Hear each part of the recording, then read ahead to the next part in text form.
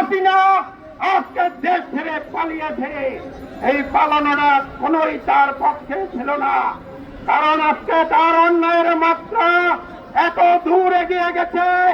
বাংলাদেশের প্রতিটি জনগণ তার বিরুদ্ধে রাজপথে থেকে আন্দোলন করে সর্বশেষ গণহত্যা চালিয়ে দেশ থেকে পালিয়েছে।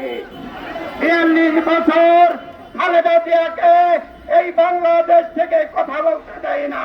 তিনি ৪২ বছর বন্ধুরা, আমাদের এই বৃষ্টি কোনো সমস্যা নয়। আজকে একটি সমস্যা হচ্ছে শেখ হাসিনাকে এই বাংলাদেশের প্রচলিত আইনে তাকে ফাঁসিতে ঝুলিয়ে হত্যা করতে হবে।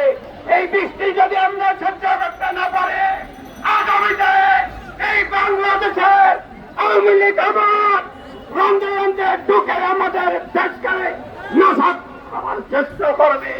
প্রিয় বন্ধুরা, আজকে আমাদের দক্ষিণ বাংলার একজন সুনামধন্য আন্তর্জাতিক মানের, যিনি কোরআনের পাখি বলে খ্যাত এই নজিবুল বাশার মাঝভান্ডারী, তাকে আসামি করে যে মামলা দিয়েছিল, এই নজিবুল বাশার মাঝভান্ডারীকেও হত্যা করে এখনো প্রচলিত আইনে তাকে ফাঁসি দিতে হবে।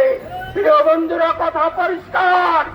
আজকে ঝড় বন্যা প্রকৃতির যত আসুক, এই বাংলাদেশ যদি রক্ষা করতে না পারি, আগামীতে ওই শেখ হাসিনার কুলাঙ্কারের ছেলেরা কোথাও চাকরি মেরে আছে, তারা এই দেশ দখল নেওয়ার চেষ্টা করবে।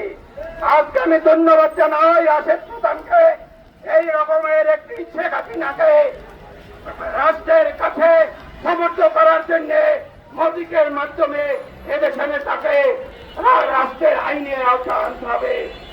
বন্ধুরা, আপনাকে সবাইকে ধন্যবাদ জানিয়ে শেষ করছি। বাংলাদেশ জিন্দাবাদ, বাংলাদেশ লেবার পার্টি জিন্দাবাদ, জাতীয় গণতান্ত্রিক পার্টি জিন্দাবাদ।